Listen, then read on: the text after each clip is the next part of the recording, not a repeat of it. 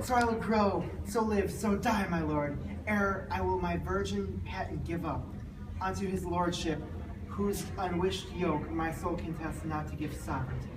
Take time to pause, and by the next new moon, the sealing day betwixt my love and me, for everlasting bond of fellowship upon that day, either prepare to die with disobedience to your father's will, or else to wed Demetrius as he would, or on Diana's altar to protest for austerity and single life. Relent, sweet Hermia and Lysander. Yield the grace title to my certain right. You have my father's love, Demetrius. Let me have Hermia's. Do you marry him? Lysander, truth he hath my love, and what is mine my love shall run her, and she is mine, and all my right of her I do estate unto Demetrius. I am, my lord, as well derived as he, as well possessed. My love is more than his, my fortunes every way as fairly ranked as Demetrius, and which is more than all these boasts can be. I am beloved of beauteous Hermia. Why should not I then prosecute my right, Demetrius? I'll avouch it to his head, made love to Nadar's daughter, Helena. You did what? Her soul. And she, sweet lady, dotes, we can hear this on the recording. dotes in idolatry upon his spotted and inconstant. In Act 1, we're introduced to most of the main characters in the play, as well as the setting in Athens, Greece. We meet the characters a few days before the wedding of Lord Theseus and his wife-to-be Hippolyta. At this point, we meet Aegeus, who is the father of Hermia. Hermia is one of the main characters, and we learn that the main conflict is with her between the fact that she loves Lysander and the fact that her father wants her to marry another man named Demetrius.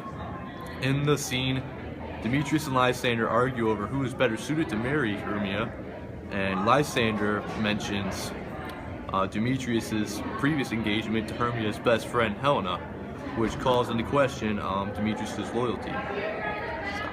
So we chose these lines because they include all the introduced characters in Act 1. These lines show the growing conflict between Lysander and Demetrius and their fight over Hermia. It shows Hermia's and Lysander's plot to run away into the woods to be married, and it shows the conflict between Helena and Demetrius and how Helena loves Demetrius, but Demetrius obviously loves her. Also in Act 1, we're introduced to the craftsmen who are attempting to put on a play for Theseus and Hippolyta, preparing for their wedding night, and that is Act 1, Scene 2, and we do not have that in our video, and that does not come into play until the end of the play.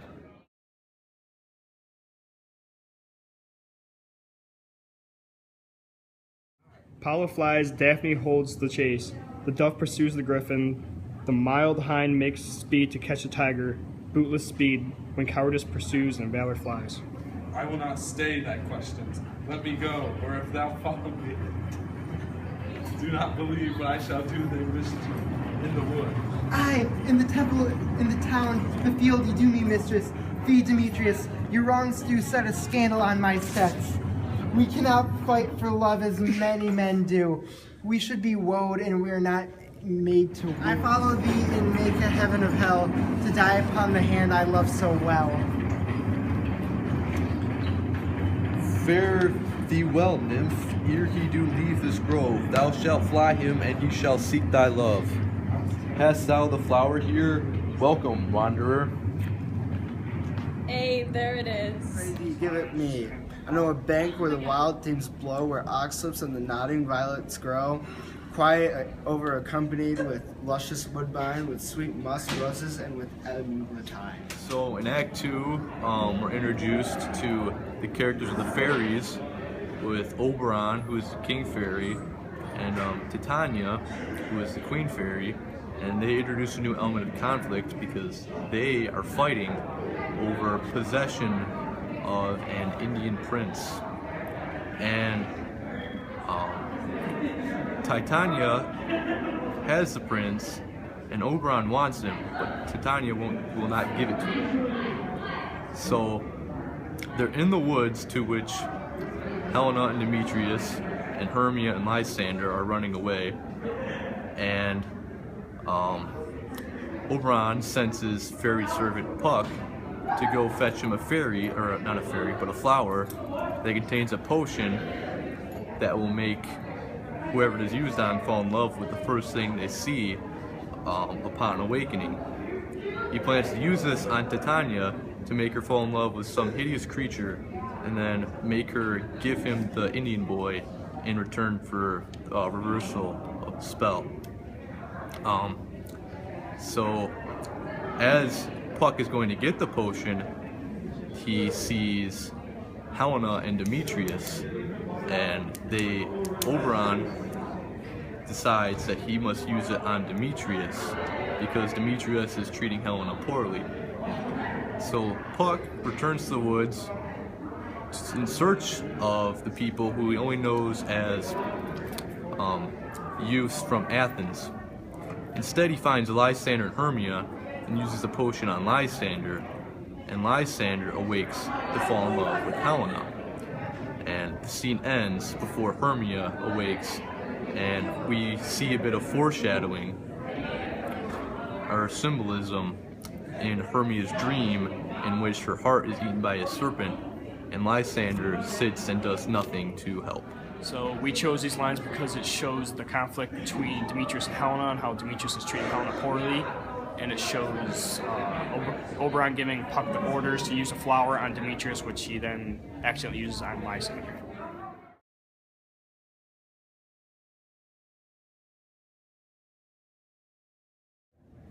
The sun was not so true unto the day as he to me. Would he have stolen away from sleeping Hermia? I'll believe as soon the whole earth may be bored, and that the moon may through the center creep, so displease her brother's noontide and thy antipodes. It cannot be but thou hast murdered him, so should a murderer look so dead, so grim. So should the murdered look, and so should I, pierce through the heart with your stern cruelty. Yet you, the murderer, look as bright, as clear as yonder Venus in her glimmering sphere. What's this to my Lysander? Where is he? Ah, good Demetrius, wilt thou give him me? Carcass to my hounds. Out, dog! Out, cur! Thou drivest me past the bounds of maiden's patience. Hast thou him slain then? Henceforth be never numbered among men. Oh, once tell true even for my sake. Durst thou have locked upon him being awake? And hast thou killed him sleeping? Oh, brave touch! Could not a worm, an adder, do so much? An adder did it, for with doubler tongue than thine, thou serpent, never adder stung. Your passion and misprized mood. I'm not guilty of Lysander's blood, nor is he dead for aught that I can tell. I pray thee, tell me then that he is well! If I could, what should I get there for? In this act, we reach the climax of the play and see the biggest conflict before the solution. Lysander wakes to see Helena and falls in love. He pursues her, but she only takes it as an insult. Hermia wakes alone and meets Demetrius, who she accuses of murdering Lysander. Meanwhile, Puck plays mischief on the craftsman, turning the head of one Nick Bonham into that of a donkey. It is this donkey, faced craftsman Queen Titania, falls in love with it after Puck uses a potion on her. At this point, the fairies realize that they used the potion on the wrong mortal male, and Puck uses it to make Demetrius love Helena. Now both males are fighting over Helena. This is ironic as they begin fighting over Hermia. Both girls are hurt but no longer trust each other. The boys prepare to fight for the love of Helena. At this point, it plays as most chaotic and is furthest away from the happy ending. The solution is simple. Puck must keep the mortals from killing each other until they fall asleep, then use the potion to set things right. This is precisely what he will do. The lines we chose at the very beginning of this act, they show the conflict between Hermia and Demetrius, and Hermia's concern for Lysander. They also show that she will never love Demetrius, even if Lysander were to be in love with Helena.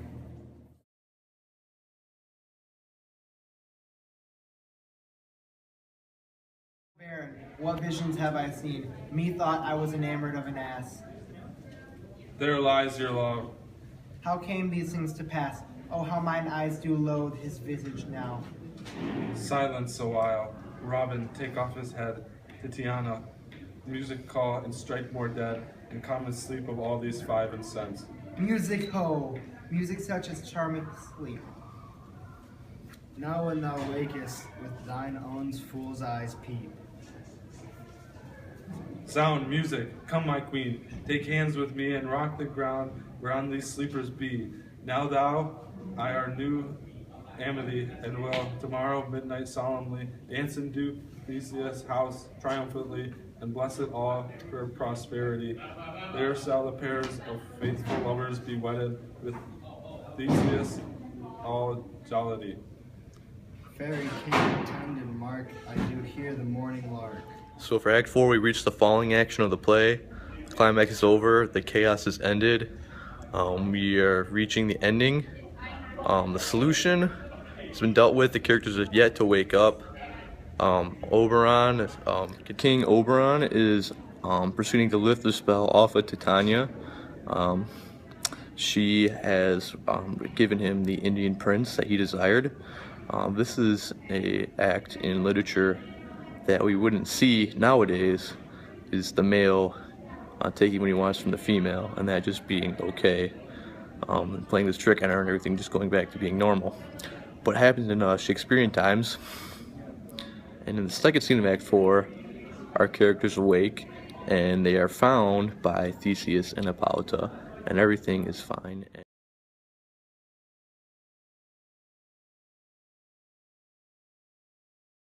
Now until the break of day, through this house each fairy stray, to the best bride bed will be, which by us shall blessed be, and the issue there create, ever shall be fortunate, ever true and loving be, and the plots of nature's hand shall not in their issue stand. Never mole, hair, lip, nor scar, nor mark prejudice such as are despised in nativity, shall upon their children be.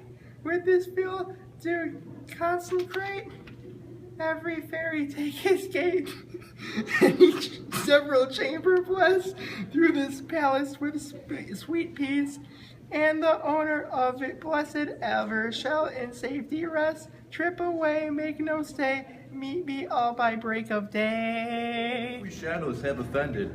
Think but this, and all is mended, that you have but slumbered here, while these visions did appear, and this weak and idle theme, no more yielding but a dream. Gentles, do not reprehend, if you pardon, we will mend. And as I am an honest puck, if we have unearned luck, now to scrape the serpent's tongue, we will make amends ere long. Else the puck a liar call, so good night unto you all. Give me your hands if we be friends, and Robin shall restore amends. The fifth and final act of A Midsummer's Night Dream draws the play to close in a happy ending. Theseus announces that everyone can marry who they want. They're with the right people, Hermia and Lysander, and Helena and Demetrius, and of course Hippolyta and Theseus. The wedding is held, everyone is in attendance, including the fairies who mess with everyone before. Everyone's happy, and they end. The play overall ends with the performance of the play that we've been waiting to hear from the craftsmen who've been practicing throughout the entire Shakespearean play. Theseus chooses their act over other acts that could have been performed because he says they are hardworking, good people with good intentions, and you can't go wrong with that. So the final act is full of humor to end the comedy. The performance, while having good intentions, isn't a very good one, and there's some good funny comments from the audience that Shakespeare includes. Finally, to wrap up the entire act, we have the fairies, Oberon singing a little song, and Robin or Puck doing a soliloquy to end the entire Shakespearean play. And those, of course, are the lines we chose to do for our last act, because they just bring the whole play together, end it, sum it up, and it's done. So that's ours ends as well. Thank you.